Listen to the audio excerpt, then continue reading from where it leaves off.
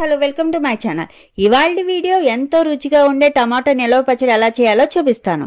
ఎండతో పని లేకుండా ఈజీగా 10 నిమిషాల్లో ఈ టమాటా నిలవ పచ్చడి చేసేయచ్చు. నేను చూపించిన కొలతలతో చేశారంటే సూపర్ టేస్టీగా ఉంటుంది. ఈ పచ్చడి అన్నంలోకి, దోశ, ఇడ్లీలోకి చాలా బాగుంటుంది. మరి లేట్ చేయకుండా ఎలా చేయాలో చూసేద్దామా? ముందుగా ఒక అర కేజీ టమాటాలని శుభ్రంగా వాష్ చేసుకుని తడి ఉన్నా పర్లేదు ఇలా పొడవుగా కట్ చేసుకుని పెట్టుకోండి. అలానే 50 గ్రాముల చింతపండుని పొట్టు గింజల్ని తీసేసి రెడీగా పెట్టుకోండి. ఇంకా 2 వెల్లుల్లిపాయల్ని మొత్తం పొట్టు తీసేసి ఇలా రెడీగా పెట్టుకోండి. ఇప్పుడు స్టవ్ మీద కడాయి పెట్టుకుని 1 టీ స్పూన్ మెంతుల్ని యాడ్ చేసుకోండి.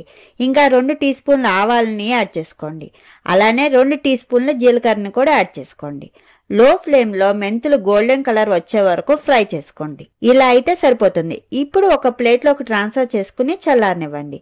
అదే కడాయిలోకి 2 టీ స్పూన్ల ఆయిల్ని యాడ్ చేసుకోండి. ఆయిల్ హీట్ అయ్యాక మనం ముందుగా కట్ చేసి పెట్టుకున్న టమాటా ముక్కల్ని యాడ్ చేసుకోండి.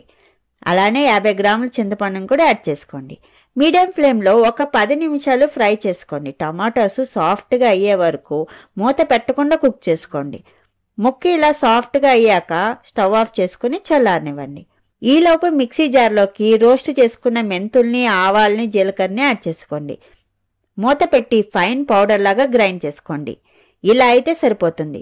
ఇప్పుడు పావు కప్పు సాల్ట్ని అంటే ఒక 50 గ్రామ్స్ వరకు ఉంటుంది అది యాడ్ చేసుకోండి. అలానే అర కప్పు కారాన్ని కూడా యాడ్ చేసుకోండి. ఇది కూడా ఒక 50 గ్రామ్స్ ఉంటుంది. ఎప్పుడైనా సాల్ట్ కన్నా డబల్ క్వాంటిటీలో కారంని యాడ్ చేసుకోవాలి.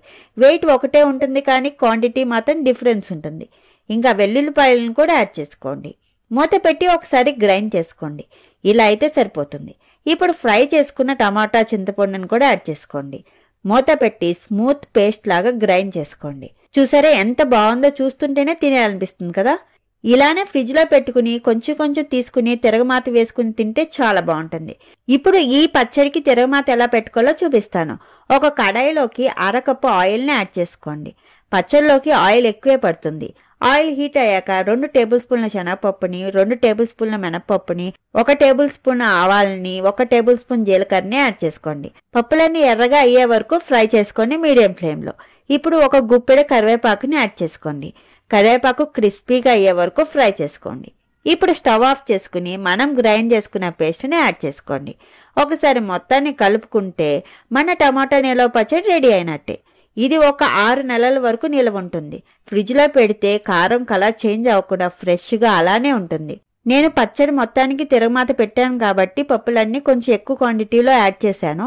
మీరు కొంచెం పచ్చడిని తిరగమాత వేసుకునేటప్పుడు కొంచెం పప్పుల్ని యాడ్ చేసుకోండి. వేడి అన్నంలోకి ఇలా పచ్చడి వేసుకుని నెయ్యి వేసుకుని తింటే ఇంకా వేరే కూర కూడా అడగకుండా మొత్తం ఈ పచ్చడితోనే తినేస్తారు. అంత బాగుంటుంది. మరి మీరు కూడా నేను చూపించిన ప్రాసెస్లో ట్రై చేసి ఎలా వచ్చిందో నాకు కామెంట్స్లో చెప్పండి. ఇలాంటి మరిన్ని వీడియోస్ కోసం నా ఛానల్ని సబ్స్క్రైబ్ చేసుకోండి. Thank you for watching.